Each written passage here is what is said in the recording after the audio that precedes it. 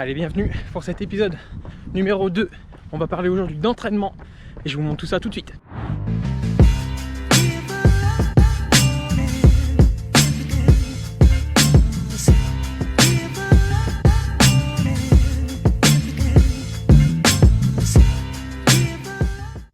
Voilà, allez, comme promis, dans cet épisode numéro 2, on va parler des plans d'entraînement et surtout du plan d'entraînement pour ce marathon en Floride. Si vous avez besoin d'un petit peu plus d'infos pour savoir notre futur objectif en janvier 2022, je vous mets la vidéo numéro 1 avec toutes les explications juste ici.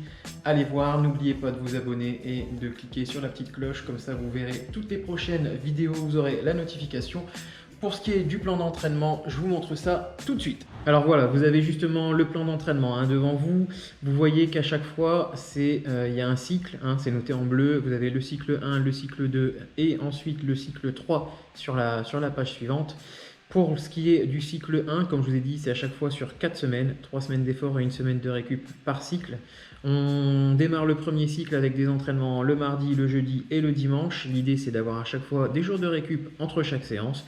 Ensuite, dans le cycle 2, ça va être un petit peu plus important. C'est là où vraiment on va travailler le fond et l'endurance. Donc, on va avoir des entraînements le mercredi, le samedi et le dimanche. Et ensuite, une fois qu'on aura fait ça, on aura fait, pas le plus dur, mais presque, parce que c'est à ce moment-là qu'on est assez fatigué, donc il ne faut pas trop lâcher. Mais dans le dernier cycle, petit à petit, progressivement, on va réduire un petit peu la charge d'entraînement et on va arriver semaine 12 avec la semaine du marathon. Alors, il y a différents types de sorties. Vous avez à chaque fois une sortie, la première de la semaine, qui est une sortie footing. Vraiment qu'on va faire à une allure vraiment cool, simple, histoire de se dégourdir les jambes et d'aller courir un petit peu.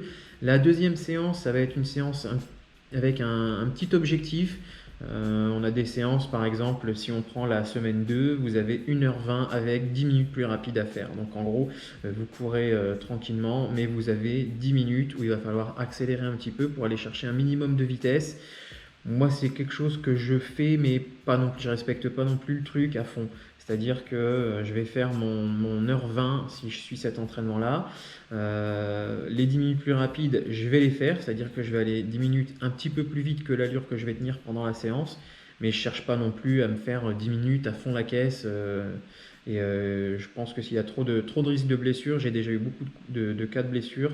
Donc tout ce qui est séance rapide, séance de fractionné, je fais mais entre parenthèses. Vraiment, je ne vais pas courir comme un malade les 10 minutes plus rapides. Voilà, et ensuite vous avez la troisième séance de la semaine qui en général est la sortie longue. C'est même pas en général, c'est tout le temps. C'est la sortie longue.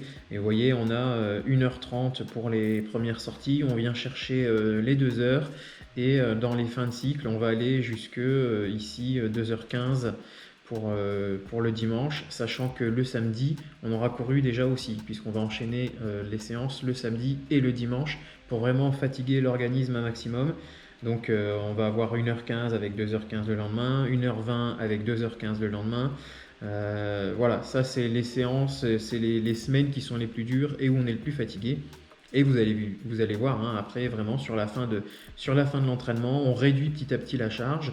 On ne travaille plus les séances le samedi et le dimanche. On revient à 3 entraînements par semaine, ça c'est toujours, mais avec des jours de récup entre chaque. Et sur la séance du samedi, vous voyez, on réduit, on est à 2h15, la fois d'après on passe à 1h30 et on passe sur 1h le dernier samedi avant la course. Pour après la semaine de course, en gros, on court normalement une seule fois 1 heure. Mais nous, comme on va être avec tout ce qui est transport, l'avion, le voyage, le décalage horaire, etc., on va absolument pas courir. C'est-à-dire que la dernière semaine, on va rien faire, on va juste s'occuper du voyage, profiter un petit peu aussi de la Floride. Donc voilà, on va rien faire la dernière semaine. Et puis le dimanche, ça sera tout simplement le jour du marathon. Et il ne restera plus qu'à espérer que la préparation ait été la meilleure.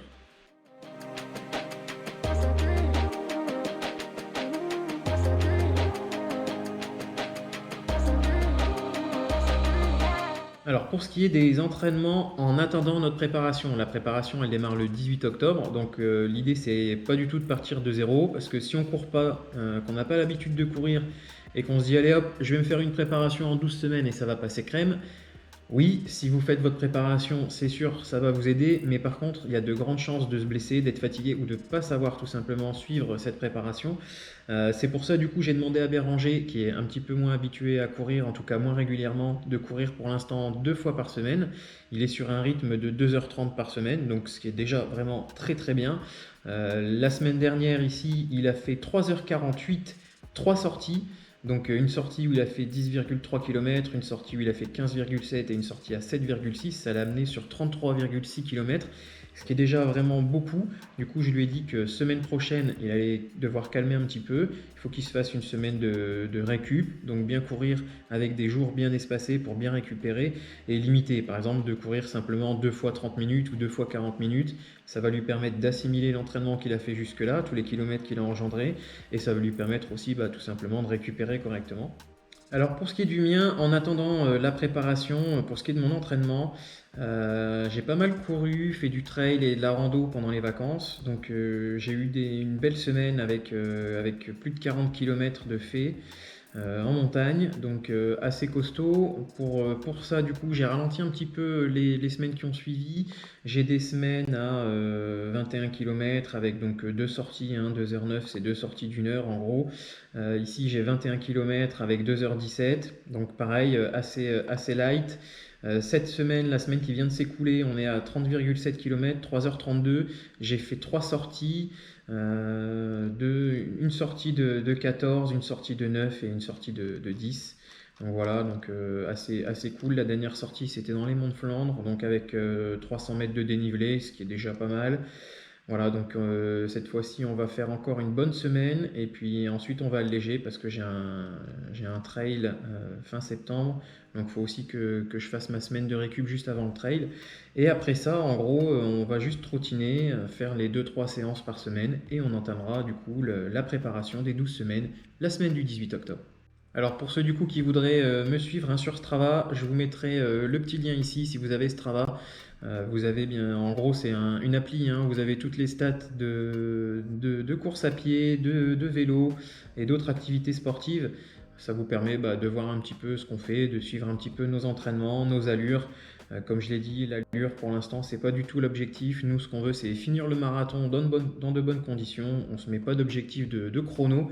Ça c'est pas du tout c'est pas du tout le but. L'idée ça va plus être comme j'ai dit de prendre du plaisir.